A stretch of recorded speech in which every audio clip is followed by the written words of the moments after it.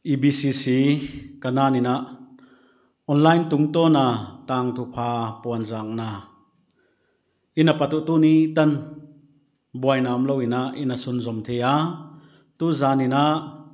ikimukhom theino na kipa huai sa a pathianina ithum na te hon ngai hiak sakina tu zan bangin le pathian sikha tungto na hi pathian thutak le khalam la ngai hiak na hun nei di hiya lai siang tho simina ho chinai program zatidan kahon gen dinga thum na nei na hun patnai nei di lai siang tho kon simasadi Jeremia kalate bungthum tang som ni leni kon simdi Jeremia kalate bungthum tang som ni leni topa chin na te zia ka hi manga iom lo nau alaina na te azwaw ngei lo ziakin khatve kon sim thak di topa chin na te zia ka hi manga iom lo nau alaina na te azwaw ngei lo ziakin topa na thui sim khia thei siam dingina itana wal hon zol le chia hi tu zanina e labil se la hon sak ding ruthi hoi lem ching junior C BCD EBCC kanana panahidinga wana thugen na hon nei sak ding heutupa evangelist lianding guite akipan hiding ahi i program te i hon zat ding te pathianina hon wal zola entu te lengai khe tu tia dinga salikha pathian wal zol na thupi takitan thi na dingena pathian kianga lathiang na thum na inei di topa pathian katena khovelu le tu hun khong ka ngai to chiang una topa hun hoi a hi ke chi ka theu hima le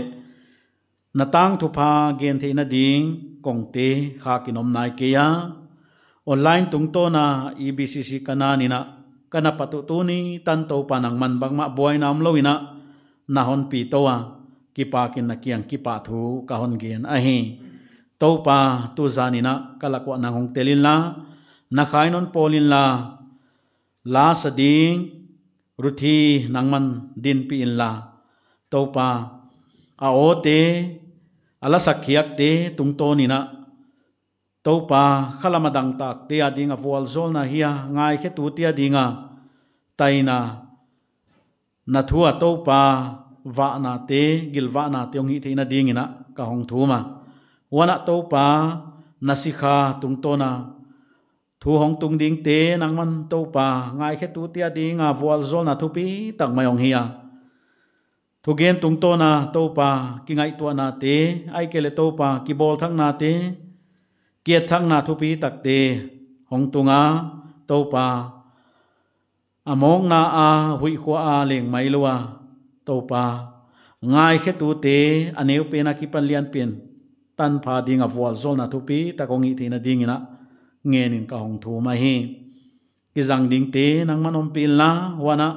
yai hun sunga sound lamle e technical lamana en kai te nang manom pilan bang ma boy nam lowa lamjang taka program te zom thina dingin program a ki jang ding te le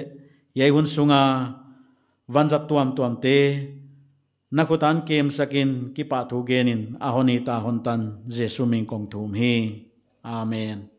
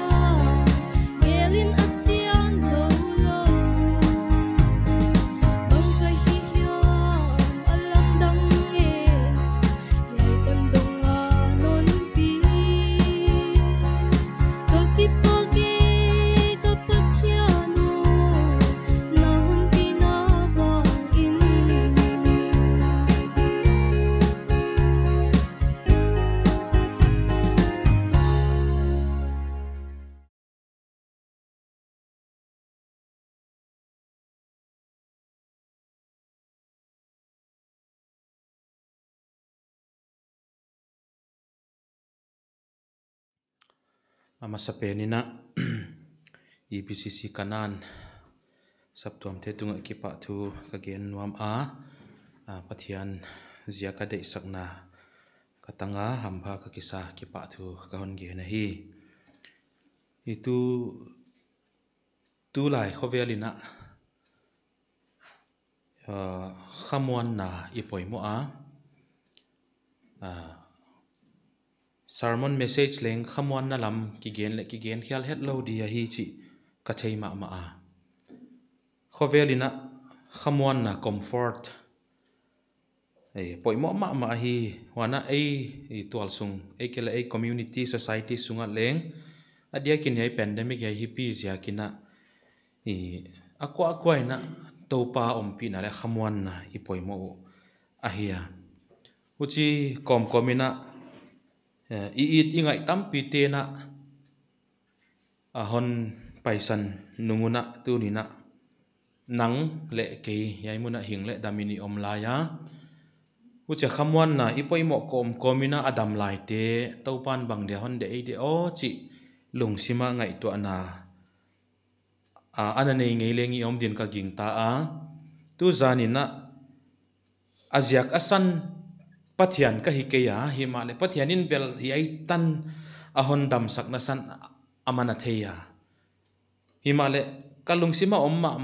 mi tampi adia kina yai covid 19 hongoma patina ni kum khonga patina le tu ni chiang tana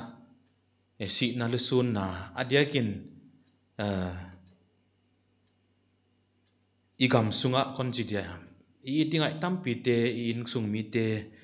yai adia kina second wave in hon su khama ahia mi tampi hinna aman that laya nang le ke tu nia to pan bang zia ka hon dam sak lai ai te o chi wailam gen nuam kisa ahi unaw te tu zana yai thu gen na ngai khak le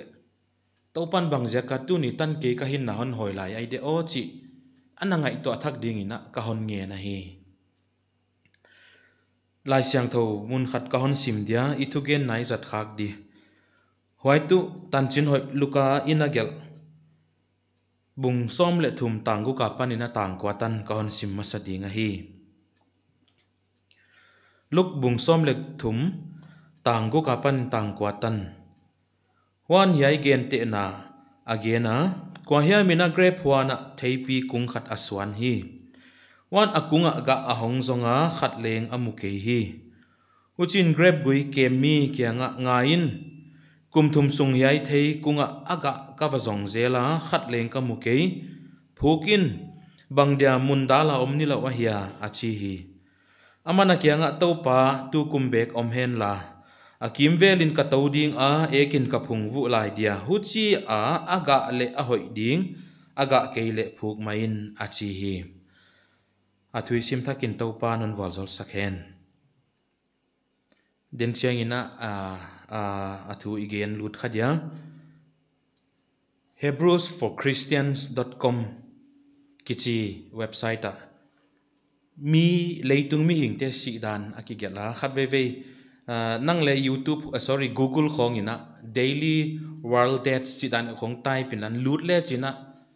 a number kichiam te mandi lo a second na tat kal zia tela hiya mi si yai za set si chi thei lo di khopina iet laya le si mi leitung mi si om ahia imale yai te a konjat sak zwal dia ichi dia thupat na dina accurate kei dia hi chi le thei sa hi mal amawa konjat sak phot dia amaw tuat danina second khata mi ni zel si second ni chi ya sana angat aneu pe ni chi dia tek cha pai pen ahia second khata mi ni zel si wana minute khat sunga mi za le sagi zel si ina wana dak kal khat 1 hour 6390 zel si na wana ni khata 158857 nuai khat singa sangyat zagyat le som nga le sagi wana kum khata nuai som nga le guk 56 lakhs zel si ina atwa tu yai ka data ka gen da sabang ina accurate lo di sai azyak chu second khat tenga mi si o ma hi ziakin unaw te hit tuka nitenga mi lakhat singyat sangyat le som nga le sagi lakhat singa sangyat zagyat le som nga le sagi si a oma kum khata nuai som nga le gok mi si oma wana to COVID-19 ziak banga India sung mai maya leng 24 hours Manipur sung mai maya leng e khut zung koi the dinga mi si a online na tu ni July ni som le gyat sang ni som ni le khat nang bang zeka dam lai. That's a very big questions. Dot na lian pi hi. Hi di mong na sa khadia ai kele keju ka healthy ya hi na chi khamai the ya ai kele keju ka kumat ka taksa le naw pang lain chin chi khong le ngai to dan tampi om mai the leu naw te aziak tampi om di hu chi tel hu tampi om di a hi lai na tu zani na point thum ka hon bola ngai to lengu thwai sa a khat na ding in kon chi pa dia bang jaka leitung mi hing hi chi za adakal aminita si lai wa ke nang bang jaka dam lai ka hiya ichi la khat na chu hiya hi mai hi pathiani na dam lai dia hon de izya ki mai mol chikina pathianin dam dia hon de lai azyak chu si na le hin na tunga thu nei pa na hiya mi pa om lai he hiya mi nu om lai he a hon chi jaka om ki hi la hiya wai jakina ama thu a om hi gendan dangin geleng chu topa na hiya leitunga hong kho sa jek lai he yai kho vela hiya mi pa hiya mi nu om lai he ahon chi jaka dam i hilela wai ko hon hei non dia bang jaka tu nia dam i chele to pan dam dia hon dei lai wai chu bang pathian na tunga a ho izia ka hi pathian ka tunga a ho izia a hiya i taksa i pumpi tunga thunei pa na leitunga om lai dia a hon dei izia kin tu ni July ni som le ger sang ni som ni le khat mu i hiu a hi ama itunga ahoy id na za ngai na le he pi na le do zo na to ahonet zaka tu nia dam i hilela sam za somli le nga ka hon sim dia tanggel le tang ko hi china akigel a hi Psalm 145 verses 8 and 9 tang ton to pa he pi siam le lainat siam hi he hak lungnel le id na hau hi tang ton to pa zo mi khem pe tunga ahoi athil siam te khem pe tunga lainat na hau hi to pa mi ni phat a hi tang ton to pa he pi siam lainat siam he hak lungnel le id na hau ka tunga na tunga id na ane izakin tunia dam i hilela uchi le chu hin na dam sot na ke chi ama a hi ama thu thua om a hi da na hon musaka mathai bunguk som ni le sagi kon sim lai dia no te laka kwa ahia lung himo mana ama dung lam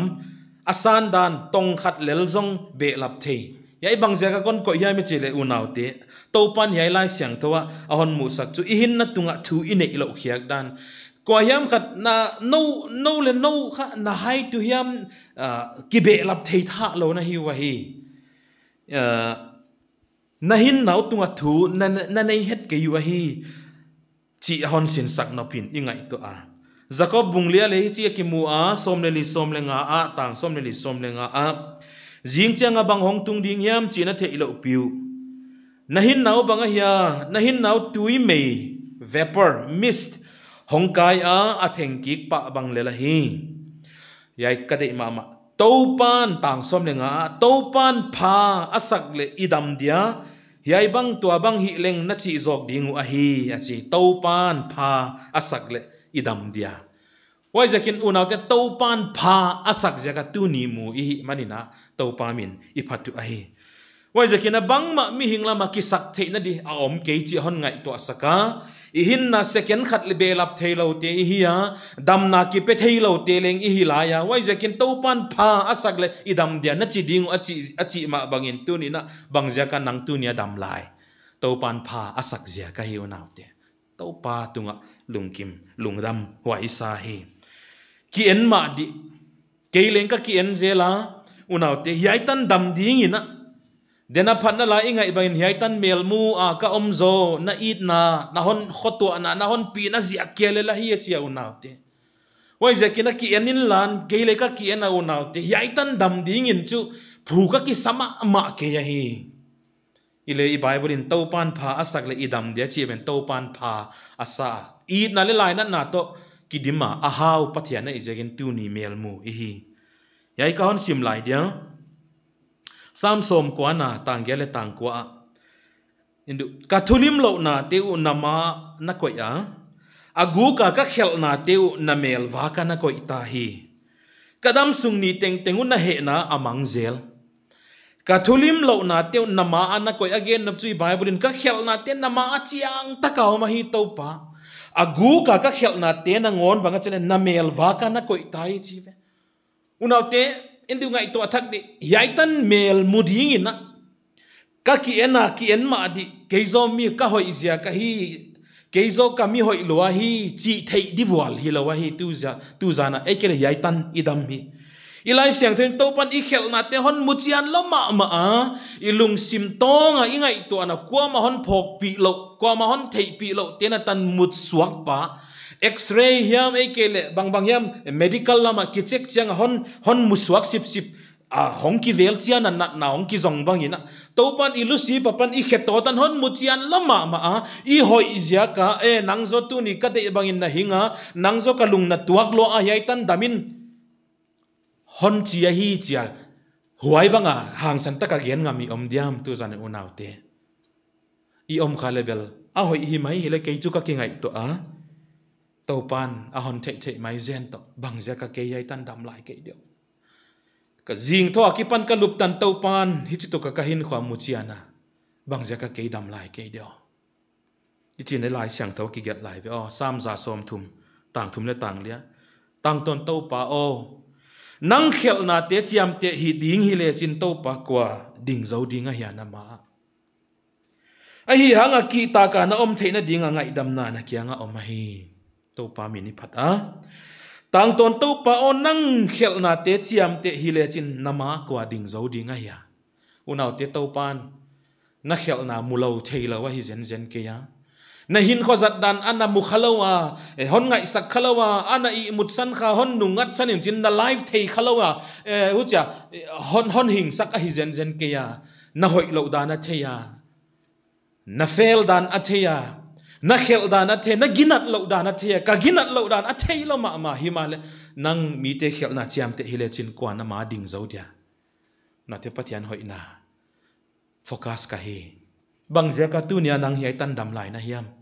to pa na tunga hoi sia kai na tunga hoi sia na khel na thei het lo na gam tat dan thei het lo hon dam sakhi lo na thei ge gu pia unaw te to pa hon hing hoi I hiu a he oi ja kina to pa tunga ki pa thu gen di hin ka ngai to deni ni pastor non sim saka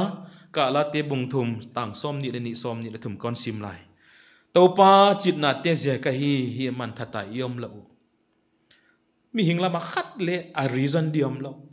ke bang zaka why am I still alive today ke bang zaka tu nia dam lai ka hoi ziak mo ka thum ziak mo bible ka sim ziak mo mi ka pan pi ziak mo no lam mi hingla ma unaw te hinna to ki sai thu ine ilo dan hile I bible in to pa chit na te ziaka hi man thata lo lel I wa hi chi hon ngai to saka wana ilai siang tho mai na alai na te azwaw ngei lo ziakin jing sang tengina athak zelwa na ginom na thu pi hi tau pa min iphatai wai jakinu naw te pathian eat na pathian chit na pathian lai na ziak kelewa tu ni tandam ihia lamom khalo alungi to lot ziak khatwei thak ithum zo ziak bang igin na ahat ziak bang ikikep zo ziak ahi keya damdoi inek zo ziak negle dona ikisum zo ziak I healthy maintain zo ziak ahi keya ekele ipilvan zo ziak ahi keya ekele tu lai bo rokin ba pauleng mas I tho ziak ahi keya sanitizer I zat ziak ahi keya vaccine I lak ziak tu ni tan dami keya waite bang ma lo hi ka chi de keya imale hin sauna ni khat be lap theina chu to pa khuta mai manin to pa ziak dami hi to pa min ka phatai unaw te nang na ki sakha de midang sanga ka hoi zok ziaka ka in sakpa ka in khangnu sanga ka hoi zok ziaka keizo ka thum zawa keizo mi ka pan pi zawa I wai zia khilo to pa chit na zia kya dami unaw te wai zia kina tu ni na to pan pha asa alai na chit na ado zo na amuan huai na nang lama ahon lak zia kana ahon lakziak ina tu ni tan mu i manina to pa ka ki pa ki chi ding ai hon thei lama mai voi i hin khona thei lum let loi ve i male tu ni tan hon hing hoi to pa ka ki pa ka hi i chi ding hi zo ai u chi hi chi ka gen kom ina hin sot ning anakitela damlo na to ki thwa de na hin man om salawa si bang uta leitung kan ning chi ngai dan ni na om zen ulele na pang te to pa na ahon hing hoi na hin na hon be lap saw kha a purpose om ve dia hi nang na mu pa ke le ek nang thei ke le chin le hin na bol pa le hin na tunga thunei pan hi tan hon hin sak chumo aziak om ve ding a hi u naute wai zekina to pa chit na de to pa it na to pan pha asak zeka tu ni mu i manina to pa min i phata hi huai pathian it na le hoi na chiam kha na hi komin ke chu kadama ka ki pak e chi komin bang zeka dam khatna to pa it na to pa hoi na to pan pha asa dam lai na hi i male igen lut ut dang tu bang zeka to pan huai na hin na tu ni thanon hoi yam i chile unaw te yai le an hoi te na ngai la in la i point ni na ding in na bang zeka ke tu ni tan dam lai kai de o i chile to pan hun lem tang hon bol sak la ya hi hun lem tang sa pau jang zo leng chan son pi ai aziak bang denini gen khin bele i hin na theilo mo i khel dan theilo mo theilatel i male chan son pi ai mi khan khaten akhialu again khialu ka chi ai ke ya God is a God of second chance achiwa adika hi diklo chilo ka hi unaute himale hoi taka ingai to le wai second chance pathian kia hi le tu unaute keile dam non lo din nang le dam non lo din ai God can teach in ka gen say God is not only a God of second chance, he is a God of many chances after chances hun lem tang khata hon piak zo nunga adang hon piak be lap lo pathiana second chance tan mi pia pathian hi la chu unaute ya na mawa ding pa ahing non din ka ging takai imale hun lem tang hon pezel pathiana hiya bang zeka tu ni tan ke dam lai nang dam lai chile hun lem tang hon pia hi bang die hun lem tang na chile wal zol na te dan tam piom din ka ging ta huch dan a entele akhia lu le ka chinon pa ke ya blessings wal zol na iji ina nei le lam akitung khe thei te wal zol na ahia tuk thei tai thei inei te le wal zol na ahia in sunga hongom ngei lo inei te le wal zol na tu le ta inei te leng wal zol na ka mi zonga sep na izonga igel ching le wal zol na taksadam thei na inei leng wal zol na sum le pai mu thei na zon thei na leng wal zol na ahi imale unaute wal zol na dang le poimo ka sak ma khata hi ai tu ananga in la dena ka genteng tele wal zol na ahi komin wal zol na thu pi ma hi ka ngai to tu hin khozat khitsa a i hi khelte kisi ka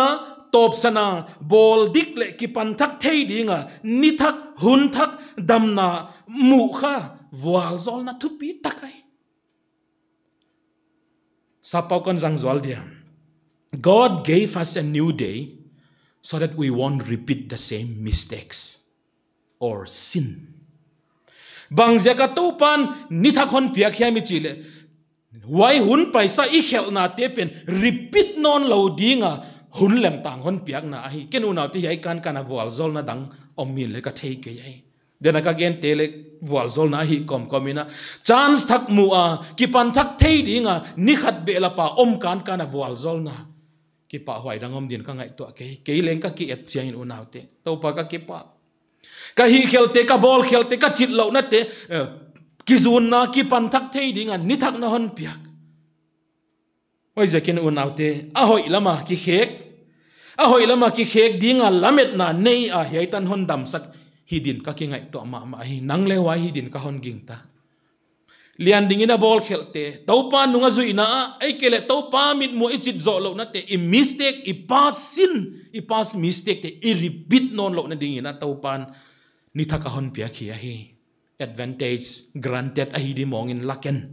wa hi ikinget na ai adiak dek ina aging tu sa pathian ta hi ta te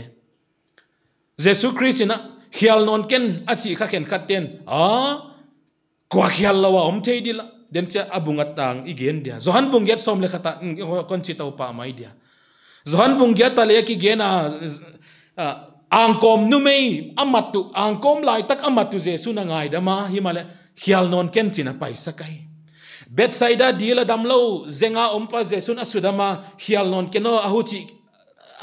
na khial non ken ahuchi lawas chumo na hin kwa hak sa zo boy wai zong tung khat hiyo chi question om thei chu piang thak khial lo di kwa om thei dia Jesu na sinless perfection hoi bukim na ge na hi ke ya hi male chanson pia ka hiyo hi che bang hi non keno azyak che bang id na to hon ngai da mi nga mo unaw te min id na a chep khak chengu na mo wai hun lai ta ka a id na chep khak pe no min mangit lo chin va repeat non ut lo du hi chi wai ma hi ke tung le nang tung a hong tung wai jakin ging tu te ke leng telin na to pa nungi zui na ki khia lo ma in chin hi le to pa na hi chin ka hon gen dia ki pan thak ding yai mi pa zo puk na chin hong tho thak di ve o holok kon en di kon ngak di chia hun lem tang hon piak zakatu ni July 18 mu na hi jing chang na mu le jing hal na mu le a hi diak se hi lai de ve unaw de wai jakin bang zakatu zan tu ni tan ke dam ke di o ka hi khel sa te repeat non lo ding a to pan chan son pia ka hi ham phathwai hi unaw te kha swa keleng u thwai ka sa indu kilang na bung ni tang nga na a Efesa saptom te kya nga na puk na lai tak the gi gen la khial non ken chi na puk na lai tak setan na I weak point a the ma a I lung lu te the ya I du a de a the ya unaw te yai mi pa a te yai mi pa lungul te yai lam te hi yai mi nu a chu yai te yai mi pa weak point yai te yai mi nu puk un na te yai te chi the lian ding puk un na le a the ya I ma le wai tak cheta to pa na khial non lo ding a tu ne hunon pi puk non lo di na puk na lai tak the gi ge in la khial non ken ei thu gen ngai khan om le na puk na mun nang na the ai na weak point na the wai pe ne ve to pan tu nya puk non lo dinga tu ni hon musak pa a hi wai zakina puk non lo dinga pan la ding ina ikinge na hi unaw te ya na ngai to lai ni dena lai sang thoi sim na luka bung som le thuma theipi kung khata oma waileng hicha gam laka atanga na ke khain chin cha po a hi zen zen ke ya I bible sil mi khatina swana che with a purpose aswane voi huan sungkhata aswane voi amok po hilo sing no tampi thei tampi te la ke cha amale hong mok po hilo chin aswane voi purpose ne ya ko e voi plan no mem chi nai voi wai pen kha ahon suan pen kha thei pi chi kha seasonal ai ja ken hun tenga ga tha lo himale aga hunom mai ve wai jak tak chetina tua a huan nei tu pana va ena kum thum sung kum khata va ena na ga ke ani na akum no na ava kwan no na aga ke zela akum thum na le ven aga ke zela hi uchi takenu naute a gardener pa kyanga asama hi dia yai theipi akung la lian tabe buam ana ala ho ekele mun zawal alla lua mun deb lua hi vio thei dang te de boy huai zo hi dong khola hi I phuk mai di phuk mai yo achia hi adik takin ahwan nei tu pan chu phu ku ta hi imale ahwan kem tu pa a gardener pan pu khola chance pelai ni chance pelai dia I keima main pan kon la thak dia I leisai te a vukina alo pa te kon ha dia ana te ka hon heu ya banga kapan thei topin kong phare ekin kon phung vu dia fertilizer manure ap a hoi thei har aga thei na di in pan kon la dia kum khati en khede huchia aga le chu good le aga ke le chu nagen sa bangina phuk mai ni achai ye khami hinge na hiya unaute mi hinge na hi kum thum sung ving veng tau pan a story kum thum sung ving veng anei tu pana ethia ka ga lo chu ke hileng le sing kung zat na di be voi wa sing him thei kung him aga dia kilamenai aga ngei lo sing ga lo chi thei sing aga lo chi oma aga chi omai aga chi te chu aga di ma kilamenai ile honga ke le bel bang di ta unaute vai mim itu a honga ke bang di ta hai iswana a honga ke bang di ta aga dia ila me tomei vai tu zana yai ka hon gen na sanai lu naute kum thum sung et khiak lo sam phuk mai dia hoi nangana ki an sinin lan yai thei pi kong pen nang na hi khaya ke ka hi khaya unaw ten nang to pan hon vela kum paisa pat bang covid ma tanin kon ge 2019 a hon vela to pan kum thaka hon pi kai 2020 chanson pia hele fail zel 2021 July ni som le gyatan hon vel a to pan bangam ma dia dena thei pi kong phuk mai da hoi a hi bangina phuk suk mai da hoi tampi kiom mai the bang je ka tu ne nang ana ding lai lai hing hoya om ne tampi phuk am tai vai wa phuka om te aga lo je ka phuka om chi dek ka hi pa ke u naw te ka gen nap chumo nang bang je ka ding lai hing lai ni kuma patina adia kine yai hi pi zia ka hinna ana tan ta tam pio mai wana ka gen 7 second wave ina ei imi sa te la khon no khadia ka en ki ka topa gamna sepi tam pia dia kina unaw Myanmar lamte tu ma social media WhatsApp kana mukha 60 plus khong reverend pastor in hinna na tanu ai missionary tam pi topa adia khamang thang man tam pi te na hinnaw na tanu a society le community adia mi man phapi pi tam pi te na hinnaw na tanu a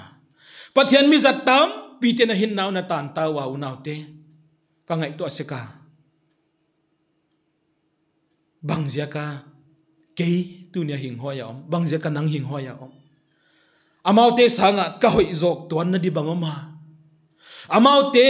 ding la yu hen lan ei puk zoleng le man phazomai thei dia to pa dana pastor to pa mi zat belampu to pa mi zat tam pi society community mi hoi tam pi to pan alak la ya nang nim nem ke nim nem bang zia ka na ding la i de o phuk mai da hoi zo te ki hilo ya u naw te chi ka ngai to na mai I mane then again ben I ball khil te ball dik ding to pa lama ana tai mang te to pa kyang zwan ding a to pan tu ni hon dam sak la ya hi aga alo te ga ding a hon lamet zia ki din ka ngai to ai unaw te et khia ka om hi mai theina hi ka hi chance pe ka om ki hi dia hi unaw te ga tom lo hon sa a yai mi pa yai mi nu zo la leng van alom man di tom lo lai ai ke le yai mi pa zo la nai da ni Christian hin khwa unaw te chin kon gen Bible sim na lama sim tom lo lai hi ve o ga tom lo lai thum na lama thum tom lo lai hi ve o thil piak lama it na thil piak lama midang te ding a vol zon na lama a khut zak tom lo lai a hi ke le midang te ngai dam na lama ngai dam na tom lua yai mi pa tam de hon ga kha le cha hun pia ka om he mai lung kim thailo it na nei lo mi hin pi te it thailo it na tam deu inei di chan son pia hon ga I ga ding kal ngak la tu ne hon ding sak lai hon hing hoi lai ki mai theu naw te azia ka sana ma hing dam I hi chi mangyal ke ni I hin kho thailo hi ke to khat ve kon repeat lai I hin kho to pa nak thailo mama wai hun paisai khel na te nak thailo mama anung I zui no ai muan hoi lo da le nak thailo mama hi I ma le bang ja ka phuk mai de hoi te tu ne phu ka om lo hi ya I chi lo na te na ball khel te na ball dik di to pan hon ngak la tin te nai wai ja kin to pa ka hin kho ka ki na ga lo pi e kila na nga dinga zat tag lo na nga dinga ching lo ma na nung ka zui na le ginom lo muan hoi lo khat mi na lak tak te mi man pha tam pi na gam na sep na mi man pha khota nga dinga mi man pha tam pi na lak te ke ka ke na ke tu ni tan bang je ka to pa hon dam sak na hiya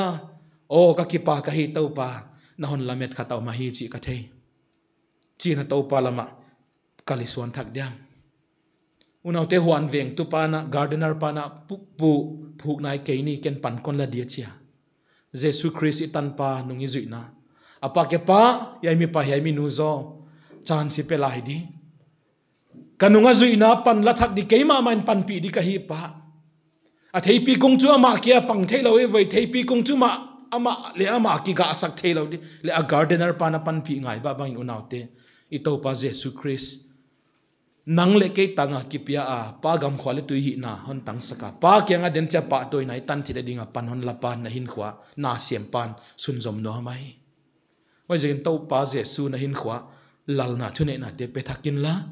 anung na zuina anaginom lo na te Jesu nang ma kalal nang ma ka kumpiong hi thakin hon sek thakin hon bol thakin to pa ka ki pan thang nuam china to pa la ka ki leng u thwai isa a hi athum na le izo na ding ina khatna ai gen bangale to pan a hon nit na to pan atunga na aza ngai je ka dam na hi number 2 lamet a hon ne je ka na hi khelte na ball thak dina ball dik di hon lamet je ka don't repeat the same mistakes and sin why a hon de je ka chance hon pia dam hi athum na chu yai chu Christian lo piang thak nai lo tia ding ina na piang thak nai lo je ka tu ni tan dam nai bang chidane na chile to pan a hon ni je kina to pana honi ta nasi chana kha tang ton god mun me di la apai di chi thei lo telin chin wai je kina unaw te khial kom a hon hing hoi bang jaka na ki ka ama a hot dam na pen na sanga na hin khwa na ki khek di pen ade je ka to pan a hon hin sak iom khading ai ya i khala ma fel nai lo zia ka dam lai gon munilo ding hon phal lo ziak a khen te hi chin kon gen i hot dam na ki bul phu na gina lo pia hi chi to pan the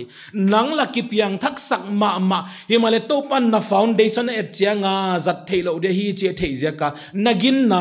kingak na pen ana fu nai lo ana dik lo pi alem khong ana kinga kha a huai pen na bol dik de ya to panon dam sak la hi khathei i hi wa hi na khalam ma fel lo zia ke wai je kina yai chiang tani dam chu aziak om lot te la hi chi ngai to le ngu thoi sa u naw te yai thu gena na ngai kha ko hiya ma khat ve na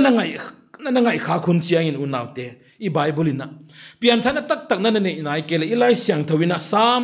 na sep te bung som le sagi tang som thuma pathianin mun chia mi khem pe khel na ki si ka lung heiding in thu apia ai unaw te khel na to buala Christian hinailo apiang thak hinailo na hi le to pana hon nge chu God commands, God desires everyone to repent achia na khel na te ki sika tua leitung nop sak na zon izon te tai sana azat na di omlo isi nung che zat na di omlo leitung hau sak na thupi na le din mun boy pi te khong sumle pai te taksan nop sak na kham te gui te nu mei pasal kala khel na te le khovel thupi na te kya khong dela to pan huai te kha zat na di om ma lo den chia mang thang dia hi chi thei ngoi a hi je unaw te wai thei pan hon i ta hon sama hi ya tu ni na kisi ka akyang na zot di kal hon ngak pa hi manin na hin na hon hoi sau sak hi zo khadinga hi hoi jekin kisi kin lan yai kong ko chik lampi akong leng neu alam leng neu hoi lampi ton zo te dinga to pan tu ni na hin na hon hoi sak hi unaw te lai siang thawi chi chiam ni a hi ke ya pathian thui chi chiam ni a hi ke ya to pan no wa kyanga long bolin den cha tui chim tung sak di ka hi it's not a joke jam ni hilau to pa thu gen unaw te na ki si ke le na hin khonong ki bol thak ke le mo itu ga ma adi hi galatia lai bo le gen ai wai je kina tu ni tan to pan hon hin sakhon dam sakhi azia ko ma hi piang thak sa tia dinga i sin i mistakes i hi kheli bol khelte hi no lo dinga to pan hun thak hon piak a hi piang thak nai lo yom le na hot dam na kivel chat di taupan ade iziakin na khala ma fel di ade izia ka hon hoi sau hi zo ding ai wai jakin mi tampin yai covid-19 a si na man na tu alayun nang tu ni tan na dam kha by chance by accident hi lawahi pathian na de na khat omai wai ngai to ko mina to pa bang ja ka ke tu ni tan dam lai piang thaksa na hi le to pa ka kipak ka hi khel ka bol khel te ka sin ka khel na te top sana lam dik ka tot the na di non piak ki bol na di na kyang zot na di hun lem tang non piak ka kipak piang thak nai lo le khalama hot dam na ki chian nei nai lo na hi level unaw te na khel na te ki si ka yai khovel leitung thil te na eat pen tai sana Jesu mana eat masak ama ana hin khwana ki tuk lut dikal to pan hon nga ka hi khat ve kon dong thadi dena thei pi kha kum khat chance penny kum khat en kheni chi ve himale nang July 18 2022 na dam lai dia kum khat ai ka gen yai thei pi ham phat dan kum khat chance pia ka om nang tukum December 31 tan hingle damin na mudiam garanti ken le kipengam lo ka hiu naute wai jekin topan yai tan hon dam sak tu azia kom te manina wai pen kha so lo ding ina topan athu igen te tan cheta din vol zol sak hen pathian mathum na sawlo nei da chini hun zo di hinna si na tunga thu nei a om lo om saka a om sala mang thei pathian kanak su kanak to teu le ka hui dik teu tunga thu nei kalusi paban ka kheto tan ka taksa ka hiang ka sung ka lai te teng teng tunga thu nei ka hinna tunga thu nei pathian tuni tan ka hin naunan hoi sau sak he to pa deina khat na hon nei zia ka hi chi ka hai het ke yo yemale hiai na thu ngai khia a hing ding monga ki ko ya a hidi mong da na ngai to ki kep zo ziak te le ke hoi ki sak zia ka to pa la ka chin ki sak zia ka qualify deserve bang ki sa a hiai tan dam a ki koi ko mule to pa ka hi lo dan hon ki mujian sak thakin wana nang ma nung ka zui na wa ginom lo takana nunga na zui kha a khovel nop sakna te boal go pa piang thak leng bang non lo di khopa na ta te hindi banga hing zo non lo di khopa hin kho kana zat naw om le to pa tu ni tan ka hin no hon hoi saki hon ki muchian sak thakin la to pa i na zia ka hi ka ki bol hoi di to pa na de zia ka hi chan cha hon piak chia ki bol dik thei ding in to pa na thu ka gen hon bol zol sakin happy takin to pa ka khovelu to pa mel ma pa hat na mel ma pa anta alim chi atamma ma a happy takin tua a bual kha a ka omul leng ni thak hun thak ka mu te huai te repeat na dia zang lo ding in to pa ka niu aman tam da non sin sak din za na kong thum thak wai nang ma hot dam na nei nai lo ka omul le to pa huai ma ama sa pe na ko ya leitung sum le pa in le lo khovel thupi na te zonga din mun ei ke le house sak na thune na vai hom na te khong del a buai a wai leitung thil kia buai pi ka om kha ko le to pa ka tang ton munu ka khau tang ton me dila pai ding poi a hi dan hon ngai khok saka ka khalam mit te hon suk wak saka na cross lama hon kaya hon pi ding in hot dam lo ko mule to pa hon ho pi in hon ve in chin kong thu mu ai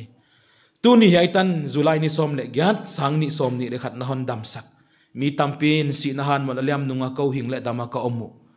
phug mai da hoi ka hi lai wa non ding sak lai zen ka ki pa ku ga tam pinanga dinga suang thei ding in to pa hon phung bu takin honom pi in chi na napan pinana za ngai na hon ngen in to pa Jesus Christ min kong thu mu hi amen.